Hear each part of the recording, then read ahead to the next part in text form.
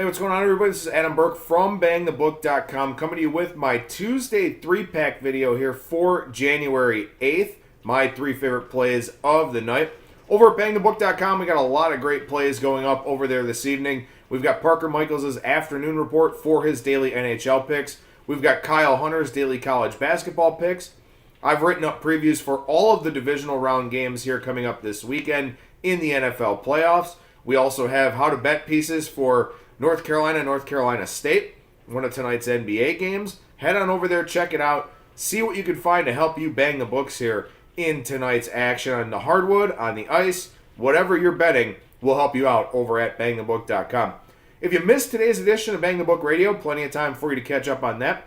Talk the NFL playoffs and the Sony Open in Hawaii, this week's PGA Tour event with Brian Blessing. And then Ralph Michaels from WagerTalk.com joined us to chat some college basketball and also his college football season preparations for the upcoming 2019 season.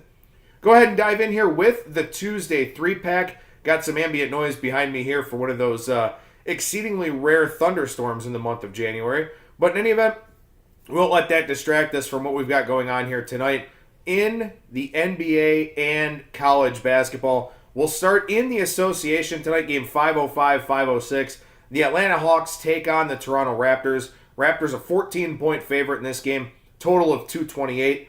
Double-digit favorites have been very good on the season so far in the NBA. 58, 31-1 against the spread. That's 60.4%. However, double-digit favorites in the NBA last season, just 101, 106, and 5.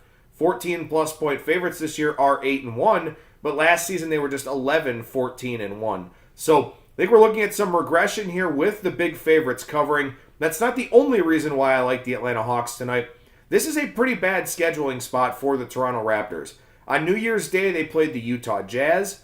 2 days later, they were down in San Antonio for Kawhi Leonard's return to take on the San Antonio Spurs. And, of course, seeing former teammate DeMar DeRozan. Then, over the weekend here, you had them play the Bucks on Saturday and the Pacers on Sunday. 2 very big Eastern Conference showdowns right after that emotional game for Kawhi Leonard and, of course, seeing DeMar DeRozan. Just a bad spot here tonight, taking on a Hawks team that you can beat without giving a max effort. But the Hawks are coming off of a win. Atlanta 7-2 against the spread, coming off of a straight-up win. So a young team that isn't going to win a whole lot of games this season, but when they do, they look to ride that momentum, got a little bit of extra bounce in their step. So we'll take the Hawks here tonight, plus the 14, with Toronto looking ahead to a couple of days off after a very, very tight schedule, playing the 4 games in 6 days there, including 3 games against pretty premier opponents, and a Jazz team that can be tough, but is a little bit inconsistent. We move over to the college basketball side of things. Sorry, I guess I'm fast-forwarding here to the month of September. But in the college basketball realm tonight, couple of games coming for you, 1 side and 1 total. We'll start with the side. That's game 607, 608. Akron takes on Central Michigan. The Zips, a 1-point favorite up there in Mount Pleasant. Total on the game on the rise up to 146. Central Michigan, the 348th ranked schedule here so far this year, according to KenPom, both non-conference and with their 1 conference game factored into the equation. Akron, they're playing pretty well for second-year head coach John Gross. Things were not great last season for the Zips, a little bit of a transitional year for them. This year, they played a pretty decent schedule. They had a close loss on the road at Nevada, close loss to Marshall, close loss to Illinois State. Usually Illinois State's a pretty decent team, and then a close loss to Clemson as well. So while they're not pulling those games out, they're still playing very well against superior competition. The last time out in the MAC opener, Akron beat Western Michigan.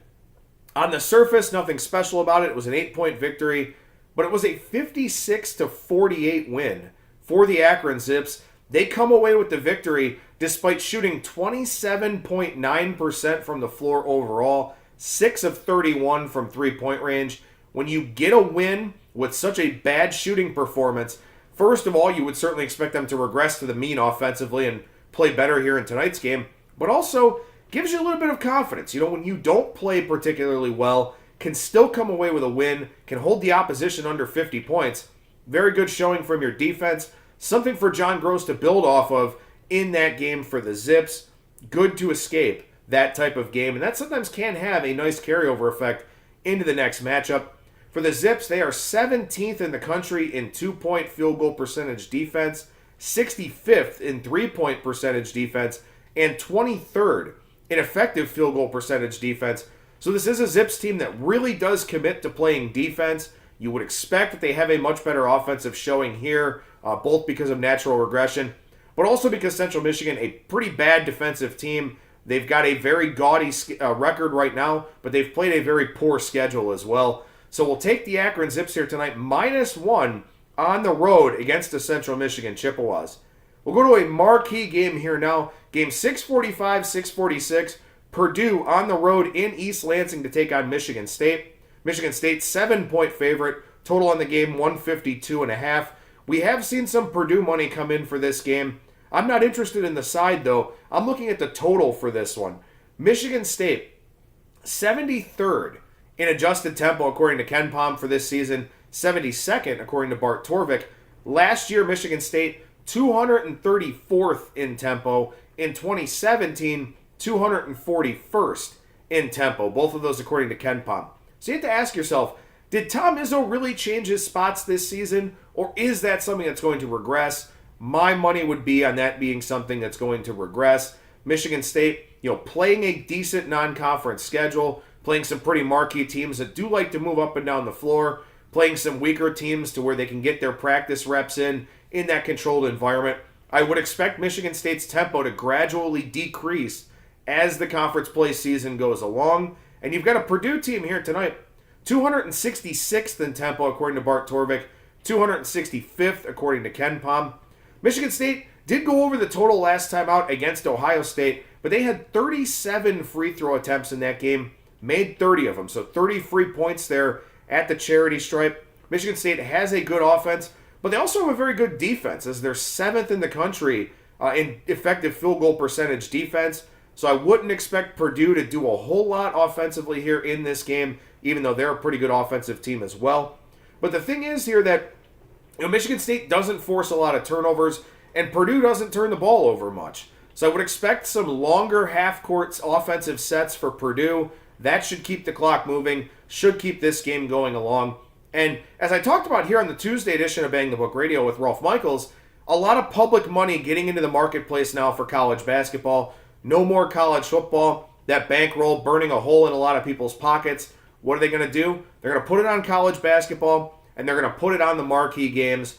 Purdue versus Michigan State is a marquee game. So we're seeing public money come in on the over. These are two teams that have put up some gaudy final scores here this season.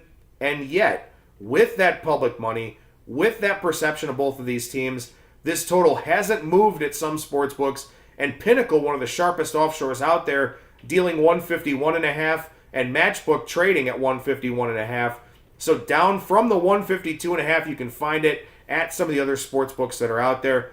That's an important sign for me. That raises a red flag because, again, it would imply that you've got some sort of sharp or at the very least influential money taking under 152.5 here. That's what we'll do with the last pick of the Thursday 3-pack for January, or Tuesday 3-pack for January 8th. So you've got the Hawks plus 14 in the NBA, Akron -1, and Purdue and Michigan State under 152.5. I encourage you to check out BangTheBook.com. A lot of great content being put together by our writers over there. Also our free pick contests, sportsbook reviews, archived versions of Bang the Book Radio, which you can also find on Spotify, Spreaker, Stitcher, iTunes, and of course, right here on our YouTube page. I'm Adam Burke from BangTheBook.com.